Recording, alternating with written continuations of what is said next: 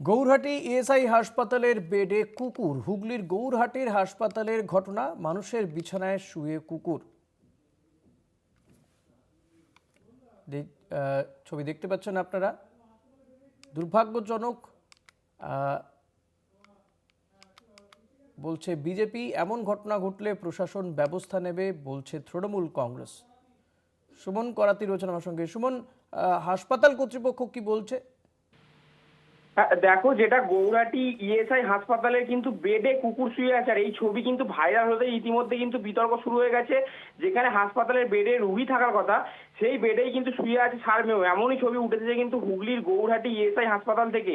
আর এই বিষয়টা সামনে আসতেই বিজেপির যে স্থানীয় নেতৃত্বের অভিযোগ যে জুট মিল শ্রমিকরা এলে বেডে বেড নেই বলা হয়, আর দেখা গেল সেই বেডে কুকুর শুয়ে আছে, নার্স অ্যাটেন্ডেন্ট কেউ নেই। এদিন বিজেপির তরফ থেকে এদিন হুগলিতে আসেন এবং তিনি বলেন যে বিজেপি নেত্রী বলেন যে এটা স্বাভাবিক দৃশ্য, মানুষের বিছানায় কুকুর।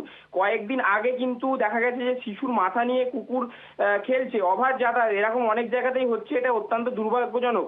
আর এ রাজ্যে আরো অনেক ছবি দেখছে, কুকুরের ডায়ালিসিস যখন মানুষের হাসপাতালে হয় তাহলে আরো অনেক কিছু দেখার আছে। যদিও কিন্তু এই বিষয়টা নিয়ে তৃণমূল বিধায়ক অসিত মজুমদার বলে এটা আমার জানা নেই, খবর নেব। এমন ঘটনা ঘটলে অবশ্যই প্রশাসনকে ব্যবস্থা নিতে অনুরোধ করব।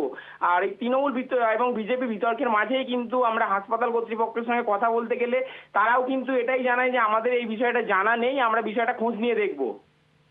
ধন্যবাদ সুমন। কথা বলছিলাম প্রতিনিধি সুমন করাতির সঙ্গে। আপনারা দেখতে পাচ্ছেন সেই ছবি, হাসপাতালের বেডে, একই হাসপাতালে একই ঘরে অন্যান্য রোগীরাও শুয়ে রয়েছে, কুকুরও শুয়ে রয়েছে বেডের ওপরে। কুকুর বেডে ঘুমিয়ে আছে পেশেন্টের পাশে। সেখানে একজনকে দেখাও যাচ্ছে যিনি গোটা বিষয়টি দেখছেন, কিন্তু হাসপাতাল কর্তৃপক্ষ খতিয়ে দেখবে বলে জানিয়েছে।